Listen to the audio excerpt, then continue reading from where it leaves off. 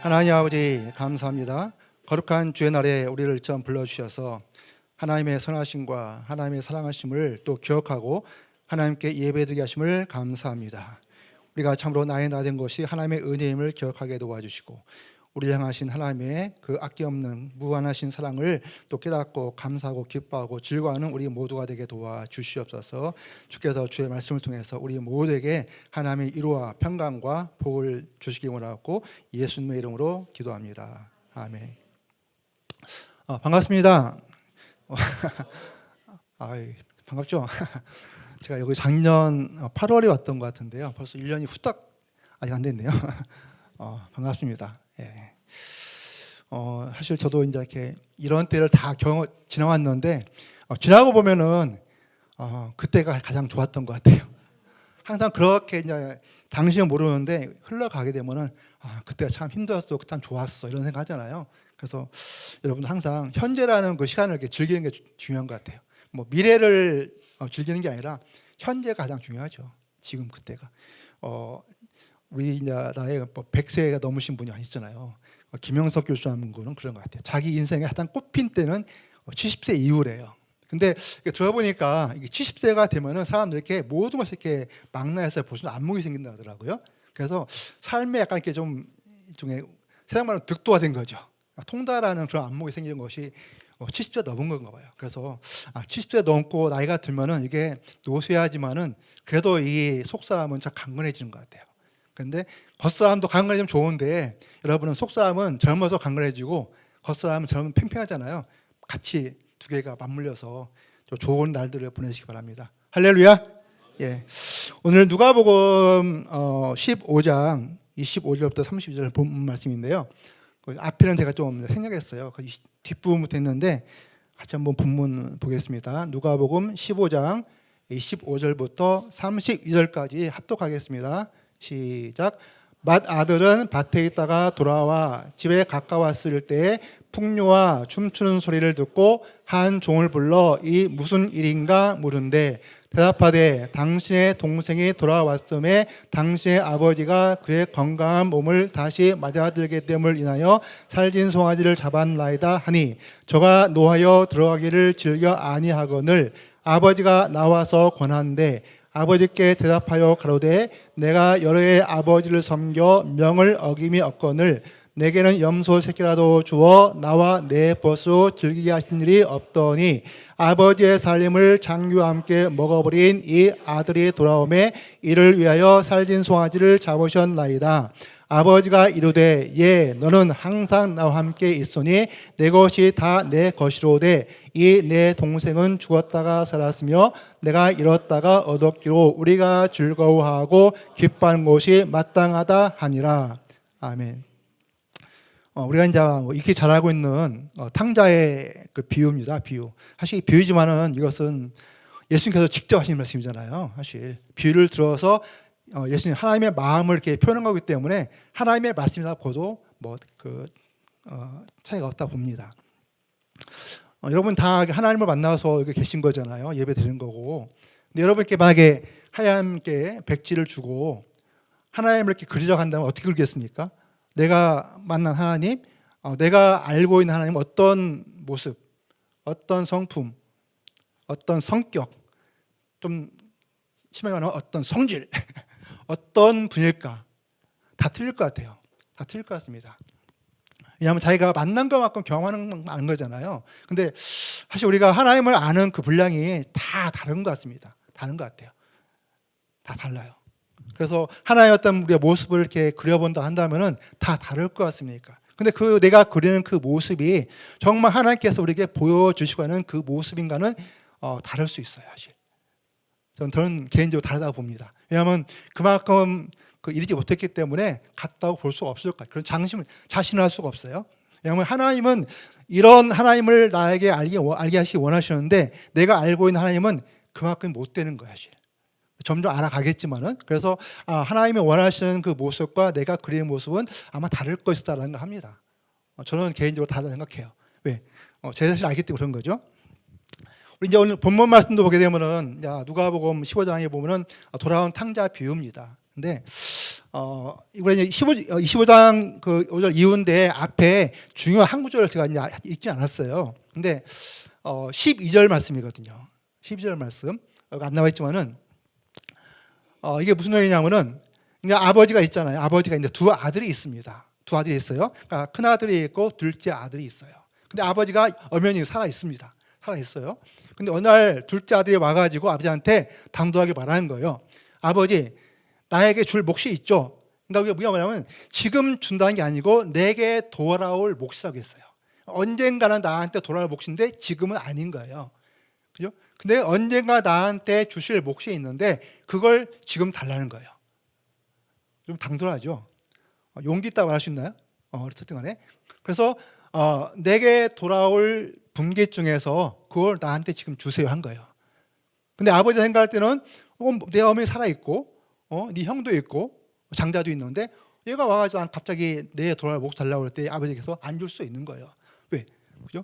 물론 유대인들의 했던 그런 관습을 보게 되면은 아버지가 유산을 줄 수 있죠. 그건 아버지 유산이라는 것은 돌아갈 다음, 임종 직전에 줄 수 있겠지만은 죽은 다음에는 상속의 또 비율이 있지 않습니까? 장자가 두 배를 갖는 것들. 근데 어머니 아버지 살아있기 때문에 사실 이것은 유산하고는 좀 다를 수 있을 것 같아요. 혹자는 이런 말 합니다. 이것은 유산이 아니고 뭐 증여 또는 뭐 재산 분할일 수 있겠다. 이렇게 이제 말하는데 어쨌든 간에 와서 내게 돌아올 분깃을 달라고 합니다. 근데 아버지가 그 둘째 아들에 받았다가 거절한다든지 혼내가 내쫓지 않았어요. 성경 본문만 보게 되면은. 그리고 자기의 살림 중에서 주었어요. 근데 또 하나는 주었는데 둘째 아들만 준 게 아니고 성경 본문에 보게 되면 각각 나누어 주었어요. 쉽게 말하면 큰 아들도 주었고 둘째도 주었어요. 맞죠? 각각 나누어 준 거니까 그거 잊으면 안 돼요. 그러니까 큰 아들도 주었습니다. 둘째 아들도 주었어요. 각각 주었어요. 주었는데 자 하나님께서 아버지가 그 두 아들에게 준 살림을 성경 개역 한글을 보게 되면 살림을 주었다 나오고 대부분 번역성경은 재산이 나와요. 재산. 자기 재산을 주었어요. 그 재산을 준 게 여러분은 어떤 걸 생각하십니까?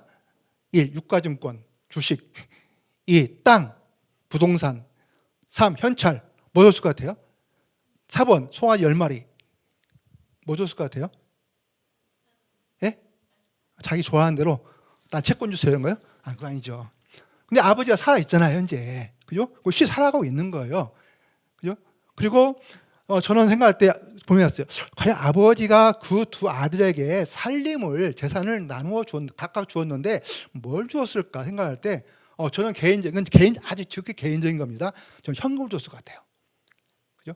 예를 들면은 아버지가 열심히 이제 그 아들과 함께 살아가면서 모은 재산이 있어요. 그게 1달란트야. 애에게 1달란트 얼마 된다고? 여기 1달란트 얼마인지 아십니까? 예? 하루 품삯이요? 그 정도는 부자 아니죠. 그러면 나눠 좀 유산. 야, 나 하루 처음 만 원이니까 500원 이게 아니잖아요. 자, 1만 달란트 우리 빚진 자에 비하지만은 자, 1달란트가 얼마인지 아십니까? 여러분 1달란트 주시면 여러분 애에게 이거 준다고 하면 안 되죠. 자, 1달란트는 뭐냐면 6천 데나리온이에요. 자, 1데나리온이 뭐죠? 하루의 품삯이에요. 노동자 하루 품삯. 그러니까 우리 하루에 일당이 10만 원이면은 6천일 곱하기 10만 원인 거예요. 그죠? 엄청 많은 거예요. 그러니까 내가 해보니까 2025년도 기준해 보니까요, 1달란트가 얼마냐면은 5억 3천이랍니다. 그죠? 자, 아버지가 재산을 가지고 있었어요. 예를 들면은 내가 1달란트가 있어요. 1달란트. 5억 3천이 있어요. 그 두 아들한테 줬는데, 자, 큰 아들한테 3분의 1을 줄 수 있고, 둘째한테 3분의 1을 줄 수 있는데, 이게 유산이 아니면은 아버지가 그냥 반반 줄 수 있어요. 그 아버지 마음이에요. 이것은 유산이 아니면은. 그러면서 5억 중에서, 야, 둘째, 너 2억 5천. 그래, 너 2억 5천. 다 줬어요. 그죠? 줬습니다. 이게 왜 그러냐면은, 제가 이제 봤어요. 예수님 당시에 이런 상속 같은 거 보게 되면은, 살아있을 때도 이게 줄 수가 있대요. 줄 수 있는데, 이게 맞는 거예요. 그 처분권, 그러니까 내가 증여하고 상속해 주는데 그 사용 처분권은 여전히 아버지한테 있다고 하는 거예요. 그러니까 아버지가 동의를 해줘야 그걸 쓸 수가 있다고 이렇게 나와 있길래, 그러면 이건 아마 유산보다는 아마 재산 분할이 아닐까 생각을 해봤어요. 어쨌든 간에 예를 들어서 1달란트를 두 아들에게 나눠줘가지고 2억 5천씩 줬다 보자고요. 이 둘째 아들은 2억 5천을 가지고 있는 거예요. 이제 현재 현금으로 호주머니에 있는 거죠. 이건 아버지 이미 내 안에 들어온 거야. 나한테 주신 거니까. 그래서 어느 날 이 둘째 아들이 집을 나갔어요. 여보는 나가서 엄청 재밌게 놀았어요. 신나게 놀았죠. 하고 싶은 거 다 하고, 그죠? 얼마나 재밌겠어요. 아니 요즘 뭐 2억 5천 쓴다 생각하면은 한 10일 동안 쓴다고 보세요. 못하게 뭐가 있겠어요, 그죠? 그러니까 엄청 재밌게 놀고 신나게 놀고 아주 정말 흥청망청 할 거 다 했는데 뭐 돈이 유한하지 않습니까? 때가 되니까 다 없어졌어요. 없어졌죠.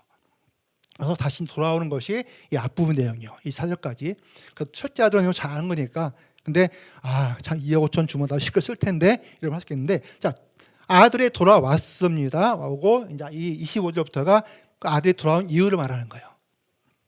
그럼 우리가 볼 때 이 첫째 아들이 둘째 아들이 그 자기의 분할받은 자기의 아버지가 주신 재산을 가지고 나가서 다 쓸 동안에 큰아들은 뭐 했을까? 큰아들은 뭐 했을 것 같아요? 예? 열심히 살았어요. 여기 보면 본문 그대로 나면 아버지의 명을 어김없이 열심히 살았어. 한마디 아버지에 대해서 거부한 것도 없고 열심히 했어. 정말 모범생이에요. 모범생. 이런 사람 복 받아야 되는 거 아닙니까? 그죠? 이런 사람 복 받아야 되지. 우리말 들으면은, 그죠? 그래서 어쨌든 이 큰아들은 참 성실한 사람이에요.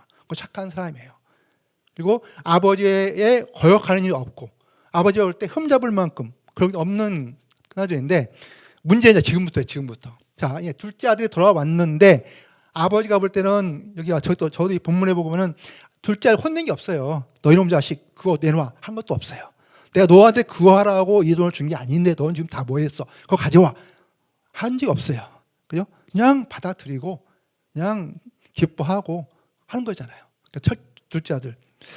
그래서 이제 송아지를 잡고 잔치를 벌이는데 이제 그 아버지가 그러겠죠. 야, 큰아들 좀 데리고 와. 근데 큰아들이 물어본 거죠. 무슨 일이야? 그러니까는 이렇게 얘기하는 거죠.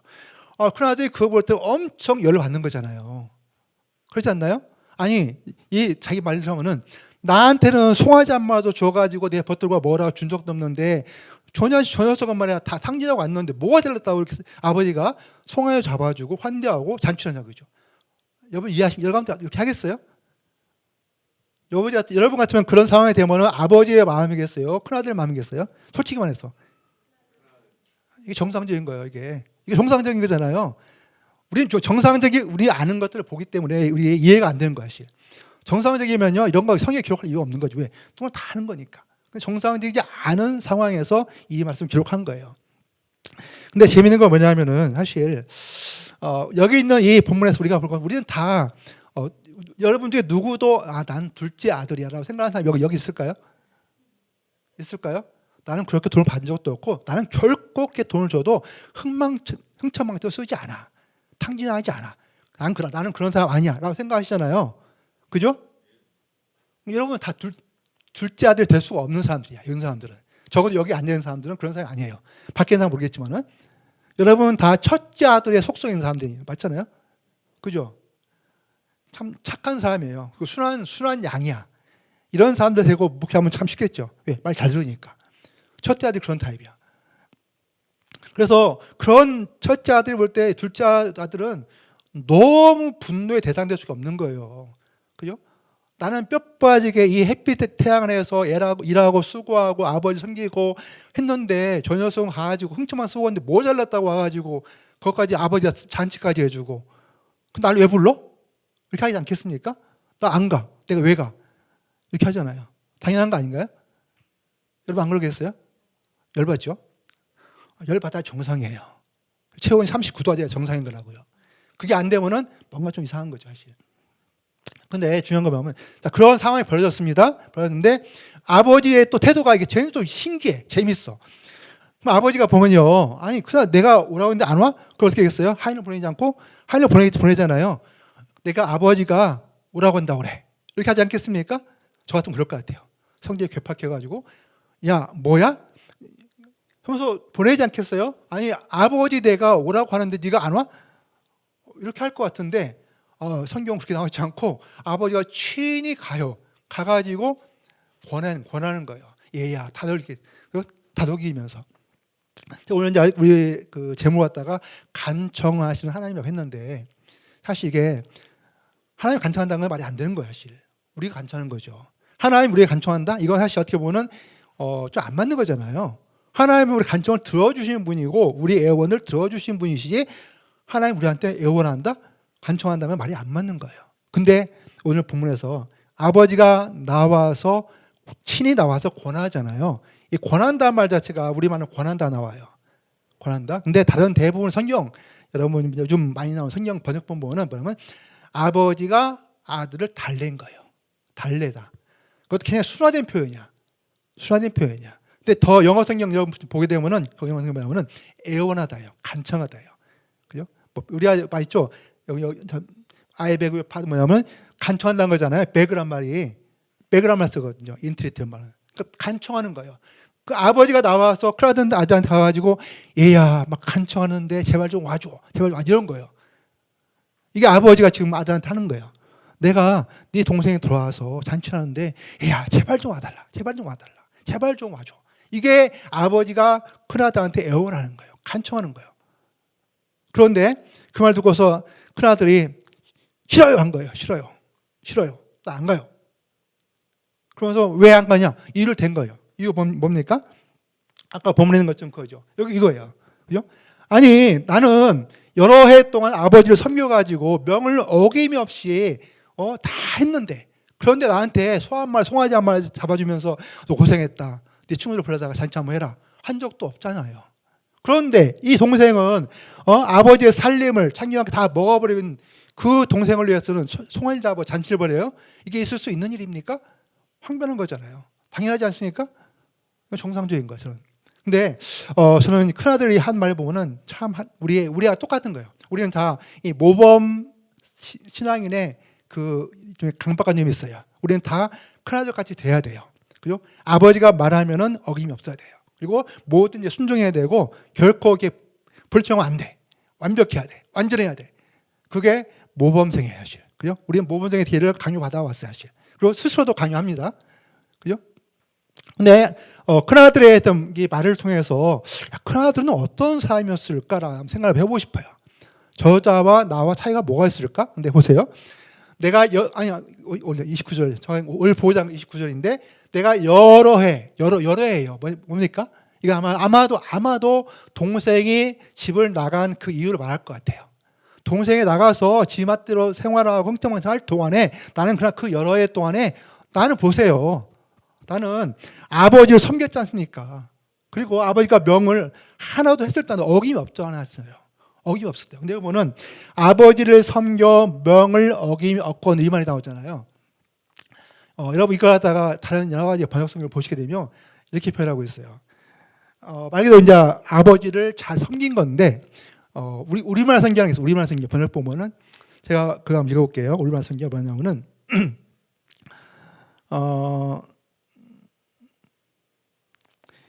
우리말 성경은 저는 여러 해 동안 아버지를 위해서 종노릇하고 무슨 말씀이든 어긴 적이 없습니다. 이렇게 나와요. 여기 뭐는 것처럼 섬겨 명을 어김이 없다는 것을 그러면 나는 아버지의 종처럼 살았어 이 말이에요. 그렇죠? 사실 이 종인데 더 엄밀한 게 뭐냐면은 아버지를 위해서 종노릇한다는 거, 이게 종이란 말 자체가 우리 신약성경 많이 나오지 않습니까? 바울도 나는 예수 그리스도의 종이라고 하잖아요. 많은 그 서신서 보면은 종이란 말 자체가 원래는 이게 노예예요, 노예. 헬라 시대에 종이란 말 자체가 너무 이렇게 비하하는 말이니까 나중에 이것을 종을 다 노예로 확대하는데 사실 노예거든요. 여러분 그 선교 이렇게 큰 배 중에 들로스라는 거 보셨어요? 들로스배라는 거? 이게 들로스가 이게 노예선. 그러니까 이게 둘로스라는 게 이제 노예란 말인데 여기서 이제 종이란 말 제가 올 헬라 제가 보니까 이게 둘루예요, 둘루. 이게 종이란 말이에요. 그러니까 여기에 영어 성경 보면은 슬레이브. 그러니까 우리가 보통 말하는 종이라든지 하인은 서번트잖아요. 그죠? 섬기는 자, 하인이라는 이거는 그런 서번트 개념이 아니라 슬레이브. 노예란 말이에요. 그러니까 나는 아버지의 노예처럼 나는 살았다 이거예요. 그러니까 이 큰아들은 뭐냐면은 아버지의 밑에 자기는 마치 노예, 하라면 하고 말라면 말고 이렇게 완전 한 거예요. 내가 하고 싶은 게 없는 거야. 그냥 그런 자세로 큰아들은 살아왔어요. 어떻게 보면 참 충성된 것 같죠. 근데 실상 그런 삶을 그 아버지가 좋아했을까 저는 생각하지 않아요. 너는 내 노예야. 내가 하라는 대로 해. 너는 아무 권한이 없고 내가 하라면 하고 말라면 마. 이게 아버지의 마음이었을까? 저는 그걸 아니라고 보거든요. 왜냐하면은 만약 그런 아버지라고 했다면은 둘째 아들이 집을 나가게 놔주지도 않았을 거예요. 쫓아가서 잡아서 다리를 때리고 붙들어 맸겠죠. 그러지 않았을까요? 그런 아버지를 한다면은. 그럼 그 아버지가 둘째 아들이 나가가지고 돌아왔을 때 그런 아버지였다면은 잔치하겠습니까? 잔치하겠어요? 내쫓죠. 내가 너한테 그거 하라고 내가 너한테 재산 준 줄 아냐? 너 그거 다 상징했는데 뭐하러 들어왔어? 내쫓죠. 그죠? 나는 큰 아들 이런 애가 난 좋아. 이렇게 해야 되는 거 아닙니까? 그게 정상적인 아버지고 우리가 보는 때는 그래야 형평이 맞는 거죠. 그런데 그렇지 않았어요? 그 탕진한 둘째 아들을 받아들이고 잔치까지 하는 걸 보면은 큰아들처럼 그냥 묵묵히 하라면 하고 말라면 말고 노예처럼 일하고 이런 걸 아버지가 원했을까? 저는 절대 그런 아버지 아닐 것 같아요. 그런 우리가 하나님의 종처럼 물론 우리가 이제 이런 거죠. 내가 그리스도를 위해서 살아야 한다라는 측면에서는 내가 그리스도의 종이고 그리스도 노예라고 표현할 수 있어요. 근데 내가 신분 노예가 아니잖아요. 그런 마음으로 살아간다는 거잖아요. 근데 이 둘째 아들은 그런 마음으로 산 게 아니에요. 그런 삶을 살아간 거예요. 그렇게 일한 거예요. 여러 해 동안. 그러니까는 살찐 송아지 한 마리 때문에 폭발해버린 거예요. 아니, 이 둘째 아들의 송아지가 몇 마리 있었을까요? 나와 있지 않지만은 몇 마리 있을 것 같아요? 한 100마리 있다 보자고요. 뭐 동생을 위해서 송아지 잡았는데 자 3마리 잡았다 보자고요. 나는 100마리가 있는 사람이야. 그죠? 나는 왜? 나는 탕진한 게 없으니까. 그죠? 나는 적어도 2억 5천 플러스 알파가 있는 사람이잖아요. 그럴 수 있겠죠. 그러니까 아쉬울 게 없어요, 사실. 큰 아들은. 근데 그 재산 자체가 문제가 아니라 아들 자체가 싫은, 동생이 싫은 거예요. 동생이 싫은 거죠. 미운 거죠. 분노하는 거죠. 그죠? 왜? 나는 이렇게 아무것도 못하고 이렇게 고생 살았는데 쟤는 할 거 다 한 것 같아. 자기가 살아온 삶에 대한 불만이 있겠죠. 나도 똑같이 동생처럼 막 흥망진창 쏘고 누리고 즐겼더라면은 그렇지 그렇게 화낼 이유 없잖아요. 그죠? 근데 우리는 그런 게 많아요. 남이 잘 되면 배가 아프잖아요. 솔직한 거예요, 사실. 여러분 그리스도인이라고 해가지고 남이 잘 되면 배 안 고픕니까? 여러분 주위에 있는 동료가 복권 사가지고 대박 맞으면 여러분 기분 좋죠? 그죠? 그걸 내가 샀어야 하는 건데 이렇게 생각 안 하겠어요? 이거 이상한 생각 당연한 거잖아요. 사람은 그런心理가 있어요. 여기 여러분 옆에 오는데 누구는 점심 때 가서 뭐 맛있는 거 나는 굶는다. 기분 나쁘죠. 마음 속상하잖아요. 이게 인간의 기본이에요. 그러니까 나는 이 큰아들 보면서 큰아들이 참 그렇게 삶에 굉장히 불만족스러운 삶을 살았던 것 같아요. 성실하게 살아온 것 같은데 실제로는 굉장히 마음 가운데 불만도 많고 불편도 많고 이렇게 살았던. 근데 그게 왜냐하면은 너무 눌렸었던 것 같아요. 큰아들이 눌렸었던 것 같아. 마치 나는 노예인데 아버지가 있고 내가 있는데 어떻게 내가 내 마음대로 해. 나한테 재산도 주셨지만은 근데 그 아버지 있잖아. 내가 쓸 수 있나? 그거 못 쓰지. 뭐 아버지가 있는데 하라면 하면 되지. 그냥 일만 하는 거 일만. 그러니까 뼈 빠지게 일만 한 사람은 나중에 바보처럼 살았고 이렇게 고백할 수 있겠죠. 근데 우리가 좀 그런 삶을 살고 있는 것 같아요. 그죠?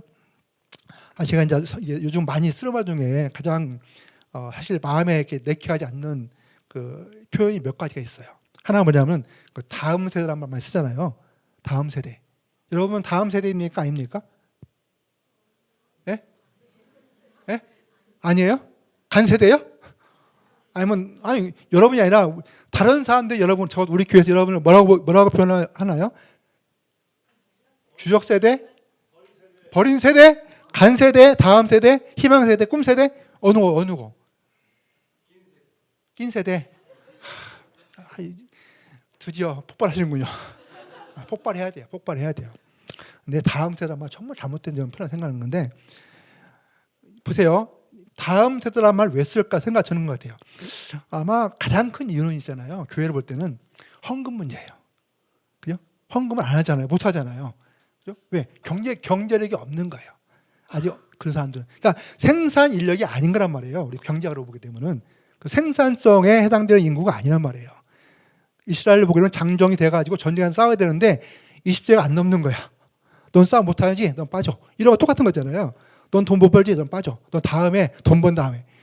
근데요, 잘 보세요. 소위 말하는 기성세대, 기득권 세대 뭐냐면요. 그 사람들을 통해 또 돈을 버는 거야. 안 그러나요? 어린이를 통해서, 청소년을 통해서 사업하고 장사하고 돈을 벌잖아요. 그죠? 자, 학원 사업을 하는 사람들이 누굴 통해서 돈 벌어요? 학부모를 통해서? 돈은 학부모가 내고 거기에서 대상은 청소년들이잖아요. 그러니까 이거 다음 세대는 아니에요. 다 동일하게 지금 세대고 현재 세대예요. 바꿔야 돼요, 사실. 청장년 세대, 뭐 청소년 세대, 뭐 주작 세대를 바꿔야지 왜 다음 세대에 그게. 그건 정말 옳지 않은 것 같아요. 다음 세대 뭐냐면은 나는 지금 세대니까 너는 지금 좀 참어. 지금은 내 세대야. 너는 다음에 내 나이가 되면 그때가 네 세대. 이런 말이잖아요. 그건 옳잖아요. 두 번째 뭐냐면은 평신도. 평신도 우리는 참 높여주는 말인데 저는 굉장히 좀 이렇게 거부감 있는 단어예요. 원래 평신도란 말이 무슨 말인지 아세요? 예? 평범한 신도요? 아니에요. 그건 좋은 말이죠. 더 좋은 말은 정상적인 성도. 좋은 말이면 그런 의미 아니잖아요. 사실 이제 우리가 중세 시대에 보면은 이 클러지 목회자 성직자들이 무식한 자기 그 성도들, 무식한 교인들 향해서 너희는 무식한 자잖아. 우리는 성직자야. 너는 무식한 자지. 너는 레이맨이야. 너는 평신 이런 말이 이제 레이맨이란 말이에요. 좋은 말 아니지 사실. 좋은 말 아닌 거죠. 어쨌든 우리는 그런 거 자체가 우리가 그 담긴 의미가 있잖아요. 그 의미인데, 자, 제가 무슨 말을 하냐면은 우리는 큰아들 신드롬이 있어요. 큰아들 신드롬이. 왜냐하면은 뭔가를 잘해야 되고요.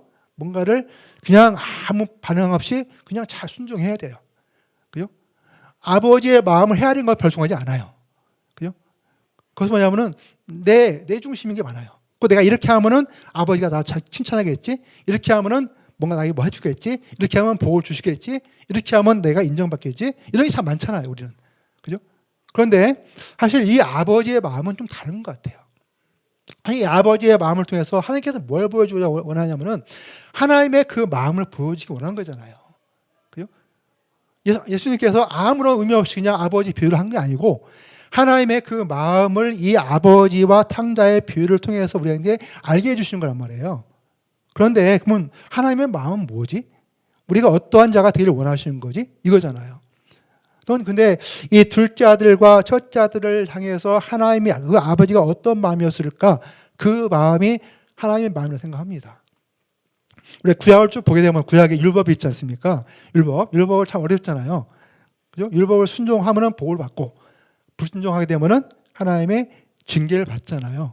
그럼 하나님이 율법을 왜 주셨을까요? 율법을 잘 지키면은 너는 내 백성이고 율법을 안 지키면 내 백성이 아닌가요? 그건 아니지 않습니까?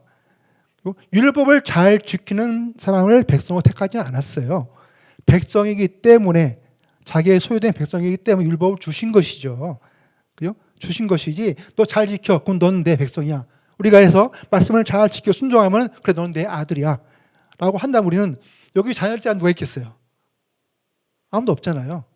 여러분 잘 아는 로마서 5장 8절에 이런 말씀이 있잖아요. 우리가 죄인 되었을 때 여러분 태어나기 전이잖아요. 자, 저 2000년 전만 하면 여러분 태어나기 전이잖아요. 내가 존재하지도 않았어요. 복음도 몰랐고 뭐 존재하지 않았으니까 복음도 몰랐겠죠. 자, 내가 죄인 됐을 때 연약하여 죄인 되었을 때 하나님께서 우리에게 대한 자기의 사랑을 확증하셨어요. 그죠? 이거 뭐냐면은 이미 내가 너 사랑해. 그런데 그것을 내가 보여주고 싶어. 어떻게? 자기 아들을 내어 주심으로써. 자, 이거 하나님의 사랑이 있고요, 하나님의 은혜가 있지 않습니까? 우리가 그리스도를 믿음으로써 구원받잖아요. 자, 우리가 구원받았기 때문에 우리는 하나님의 사랑을 받죠. 맞습니까? 그러면 구원받지 못해도 하나님 사랑하실까요? 하실까요? 자신이 없죠. 사랑하시죠. 뭐라고 했어요? 아직 우리가 연약하고 우리가 죄인 되었을 때 우리를 사랑하신 그 증거를 나타내 보이신 것이지 그 아들을 믿음으로 비로소 하나님께 우리를 사랑하셨다라고 기록된 적이 없어요. 그죠? 여러분 잘 아는 눈 감고도 외울 수 있는 거 있죠. 요한복음 3장 16절 말씀. 눈 뜨고 하면 그거 커닝한 거고 눈 감고 한번 해볼까? 시작. 하나님이 세상을 이처럼 사랑하사 독생자를 주셨으니 이는 저를 믿는 자마다 멸망치 않고 하나님이 세상을 이처럼 사랑하신 게 독생자 주시기 전이잖아요. 그죠? 무슨 말이냐면 하나님은 우리가 예수를 잘 믿기 때문에 더 사랑하실 수 있죠. 만약 이 큰아들이 정말 하나님 아버지의 마음을 잘 알고 그리고 여기서 같이 둘째 아들이 왔을 때 잔치했을 때 같이 와서 같이 축하해 줬더라고 한다면은 아버지가 얼마나 더 기뻐했겠어요. 그렇지 않나요? 지금 둘째 아들이 돌아와서 너무너무 행복하고 기쁜데 그 기쁨을 첫째 아들이 같이 와서 축하해 주면은 갑절될 수 있겠죠. 그죠? 그런데 나는 지금 둘째 아들이 와서 막 잔치가 기뻐하는데 그 아들이 찬물 끼얹는 거예요. 찬물 끼얹는 거야. 그죠? 그때 그 아버지 마음은 얘야 제발 좀 내가 애원하고 감사하노니 같이 좀 가자. 같이 좀 축하해주고 같이 좀 기뻐해주고 같이 좀 즐기자. 이는 네 동생이 아니잖아요. 이는 내 동생인 거죠. 내 동생. 네 동생이야. 내 동생이란 거죠. 그리고 내 아들이란 거잖아요. 그런 아버지의 마음을 사실 그다지 몰라준 거잖아요.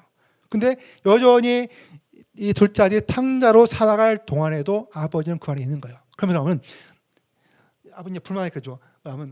너는 여기 보죠. 너는 항상 나와 함께 있다고 했어요.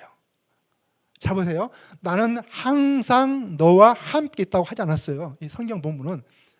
아버지 나는 항상 큰아들아 너와 함께 했어 라고 하지 않았어요. 큰아들아 너는 항상 나와 함께 했어. 이건 하나님이 저도 그 아들을 인정해 받아주신 거잖아요. 그 아들이 정서적으로는 불만이 있고 뭐 감정적으로 불만이 있고 뭐 있더라도 어쨌든 함께 해준 건 아버지는 그 아들 큰아들을 품으신 거란 말이야. 품으신 거야. 우리가 사실 좀 모범생이 안 되고 뭐가 불만이 있고 뭐가 좀 허울이 많고 뭐 범죄함이 있더라도 우리는 여전히 그거 함께 하고 있는 거예요. 그렇게 우리를 품어주시는 거예요. 사실 품어주시는 거죠. 너는 항상 나와 함께 있다. 우리는 하잖아요. 임마누엘 하나님이 나와 함께 하신다 하잖아요. 그거 인정해요. 왜? 하나님은 너희 그러실 수 있지. 근데 나는 항상 하나님과 함께 있을까? 아니요. 그렇지 않은 것 같아요. 24시간 중에 저 1시간은 그런 것 같은데 주일날 1시간 예배도 그런 것 같은데 23시간은 아닌 것 같아요 라고 우리는 생각할 수 있잖아요. 우리는 내 생각에는 나는 항상 하나님과 함께 있지 못해요 라고 할 수 있겠는데 적어도 이 표현은 그래, 하나님은 아니야 너는 항상 너와 함께 있어 라고 우리를 받아준다는 거예요. 저는 그게 참 너무 감사한 거예요. 고마운 거예요. 근데 그게 이해가 된 게 뭐냐면은 그게 하나님의 사랑이니까. 하나님의 사랑을 달리 표현할 수 없는 거죠. 우리가 나는 하나님과 함께 하지 못했어요. 난 하나님의 보시기에 참 허물이 많고요. 죄악도 많고 하나님의 기준에 못 미쳐요. 나는 안 돼요. 라고 해서 우리가 스스로 하나님 앞에서 멀어지고 살 때도 하나님이 뭐냐면은 함께 한다는 거예요. 그러니까 우리가 생각하는 하나님과 하나님 우리를 보시는 관점이 좀 다르다는 생각하는 거죠. 그래서 아까 우리가 이 백제에다 그림을 그릴 때 내가 그리는 그림과 하나님이 그리는 그림은 다를 수밖에 없구나 생각 드는 거예요. 저 이게 하나님의 사랑이라고 생각합니다. 우리가 성경 보면서 하나님은 사랑이시다 하잖아요. 하나님은 사랑이시다. 이게 뭐냐면은 이렇게 생각해요. 우리가 예수를 믿고 구원을 받습니다. 그리고 열심히 살아가죠. 모범적으로 살아가고 노력하죠. 기도도 하고요. 전도도 하고요. 헌금도 하고 또 뭐든지 시키면 또 합니다. 봉사도 하고 합니다. 다 해요. 그죠? 남들이 볼 때 옳지 않다고 하는 것은 금하기도 하고 남들 욕먹는 거 하잖아요. 다 하죠. 우리가 그렇게 사는 것이 우리는 선한 것이고 마땅한 것이고 합당한 거죠. 그죠? 근데 그것이 우리의 의로움이 될 수 없지 않습니까? 그것 때문에 사랑하시는 건 아니잖아요. 하나님은 사랑이시기 때문에 우리한테 그것을 기뻐하실 수 있겠죠. 그러나 그렇지 아니하다 한다 할지라도 우리는 하나님의 사랑받는 존재라는 거예요. 우리가 뭔가 연약해가지고 남들만큼 못하는 것 많잖아요. 남들처럼 정말 좋은 권력이 있다든지 명예가 있다든지 부가 있다든지 자랑할 게 있다든지 남보에 이런 거 없다 하더라도 그래서 우리가 사람들 볼 때는 굉장히 질이 못난 것 같고 뭔가 실패한 것 같고 루저 같다 할지라도 하나님은 그렇게 보지 않는 거예요. 하나님을 그렇게 보지 않는다는 생각 들었어요. 우리가 하나님께 돌아간다는 건 뭘까 생각했던 거예요. 그런 모든 것들에 상관없이 하나님은 우리를 사랑하신다. 너 죄인이야? 너 죄인 되었을 때 널 사랑했어. 너 죄인 되었을 때. 내가 나를 믿지도 않고 나를 알지 못했을 때 난 널 믿어서 널 사랑했어. 그죠? 이런 마음들. 그러니까 아버지가 뭐냐면은 이런 말 하잖아요. 그 아버지의 재산인데 다 주었잖아요. 다 주었어요. 아낌없이 주었어요. 그죠? 내가 내 건데 다 주었어요. 그리고 님한테 쓰라고 준 거예요. 쓰세요. 그걸 잘못하면 오해할 수 있는데 허랑방탕하게 쓸 만큼 쓰세요. 잘못 써도 하나님이 그게 막 탓하지는 않을 것 같아요. 단 우리가 하나님 앞에서 올라가겠다 한다면. 그래서 이 아낌없이 주는 아버지를 갖다가 여러분 잘 아는 팀켈러라는 분 있잖아요. 팀켈러 이런 말 하셨죠. 탕부 아버지. 탕자 아들이 아니라 탕부 아버지. 자기의 모든 것을 탈탈 털어서 준다는 거예요. 저도 아깝지 않은 거예요. 왜? 나는 재산이 중요하지 않아. 나는 재산이 중요하지 않아요. 나는 뭐가 중요하죠? 내 아들이 중요한 거예요. 아들이. 그죠? 내 재산, 보세요. 하나님이 뭐가 부족한 게 있겠습니까? 그분이 생명이 부족하게 했어요. 사랑이 부족하게 했어요. 뭐 물질이 부족하게 했어요. 뭐 시간, 아무것도 없잖아요. 그분에 부족한 거 없어요. 그죠? 그러니까 그분은 아낌없이 주어도 비워지지 않아요. 그러나 그분은 다 주신 거예요. 다 주고 싶어 하는 거예요. 뭐든지 주고 싶어 하는 거예요. 어떻게? 내 사랑을 너희가 좀 알아줬으면 좋겠다. 그런 애원하는 마음으로 어떻게 하면 너희가 내 사랑을 알 수 있겠냐? 내 아들까지 내어주는 거예요. 아들. 이렇게 하면 너희가 내 사랑을 알 수 있을까? 내가 내 독생자를 보내서 죽게 하면은 너희가 내 사랑을 알 수 있을까? 그런 마음으로 자기 아들을 내어주신 거잖아요. 그러니까 아들을 내어주신 거 뭐예요? 자기의 사랑을 확증하는 거, 나타내는 거죠. 나 이 정도 사랑해. 내 외아들을, 내 독생자를 보내서 죽게 할 만큼 내가 너를 사랑하는 거 너 보이지 않냐? 그거 몰라? 이거 애원하는 거예요. 우리한테 간청하시는 거. 제발 좀 내 사랑을 알아달라. 이거 아닙니까? 그러니까 우리 그리스도를 알면 알수록 하나님의 사랑을 알아가는 거잖아요. 성령을 깊이 충만하게 경험할수록 왜 하나님 성령을 왜 보내주셨어요? 우리를 하여금 전도하기 위해서. 그것 맞습니다. 근데 더 중요한 건 뭐냐면요. 우리를 도우시는 거잖아요. 우리를 도우시고 우리를 보호하시고 인도하신 거잖아요. 왜? 우리를 너무 잘 알아. 너 혼자 두면 안 돼. 혼자 두면 안 되니까 내가 성령을 보내줘야만 돼. 이게 하나님의 사랑 아닙니까? 하나님의 사랑이잖아요. 성령을 많이 알면서록 하나님의 사랑이 더 깊이 알아가야만 되는 거죠. 제가 오늘 묵상시 한 구절을 읽어주고 기도하겠습니다. 여러분, 우리 이분은 카톨릭 사제이지만 어쨌든 영성이 충만한 분인데 이분이 하버드 교수하다가 나중에 장애인 선교를 해서 캐나다에서 공동체 사역을 하신 분인데 아마 아실 거예요. 헨리 나우엔이라는 분이 있어요. 들어보셨나요? 그분이 쓴 시 중에 그 아버지의 마음이라는 묵상이 있어요. 아버지의 마음. 그럼 여러분 눈 뜨고 가면은 맹수맹수하잖아요. 눈을 다 감으시고 제가 읽어보겠습니다. 그 아버지의 마음이라는 거예요. 아버지의 마음. 자, 제목은 묵상인데 하나님의 아버지의 눈물이라는 묵상입니다. 자, 탕자의 아버지는 많이 아팠습니다.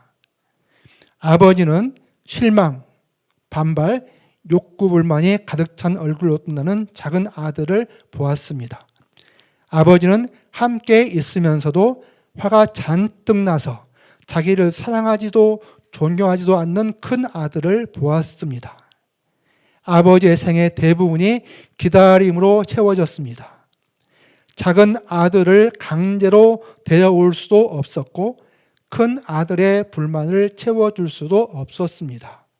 오직 그들이 스스로 돌아오기를 기다릴 수 있었을 뿐이었습니다.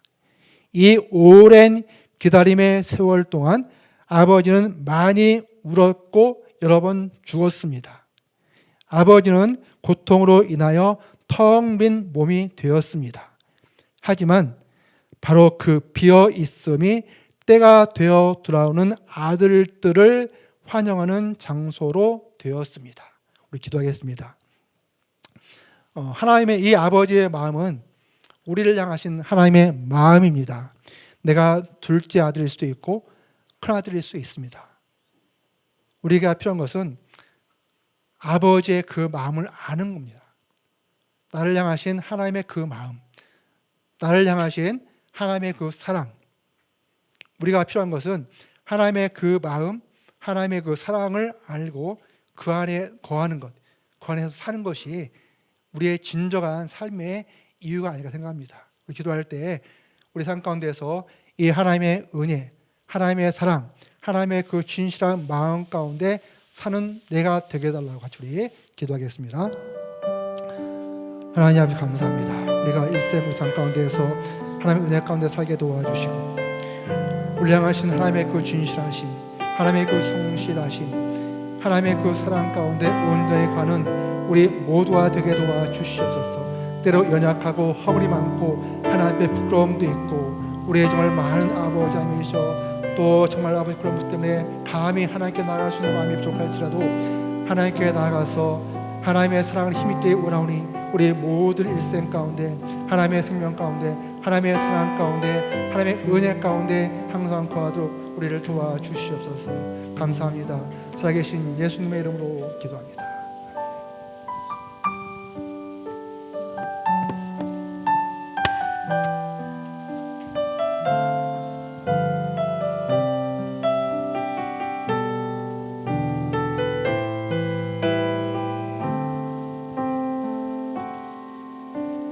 아버지 사랑 내가 노래해 아버지 은혜 내가 노래해 그 사랑 변함없으신 거짓 없으신 성실하신 그 사랑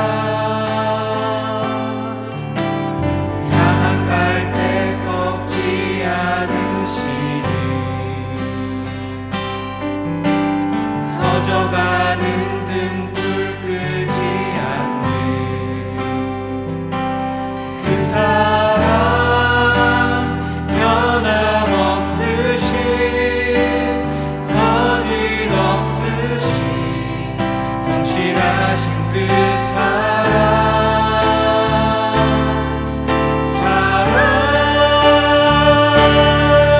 그 사랑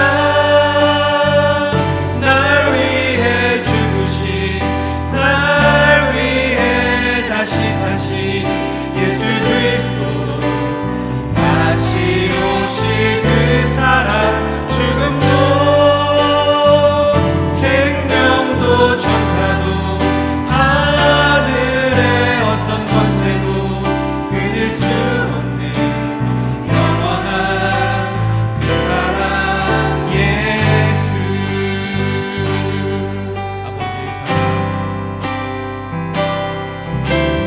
아버지 사랑 내가 노래해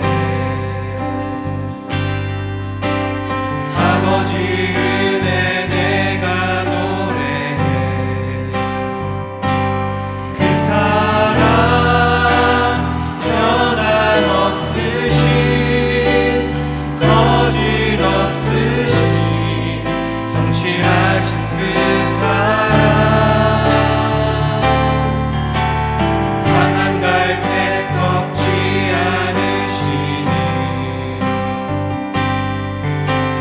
꺼져가는 등불 끄지 않는 그 사랑 변함없으신 거짓 없으신 성실하신 그 사랑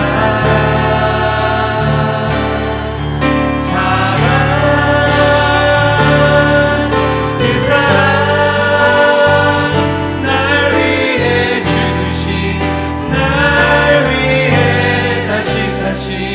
예수 그리스도 다시 오실 그 사랑 죽음도 생명도 천사도 하늘의 어떤 권세도 끊을 수 없는 영원한 그 사랑 예수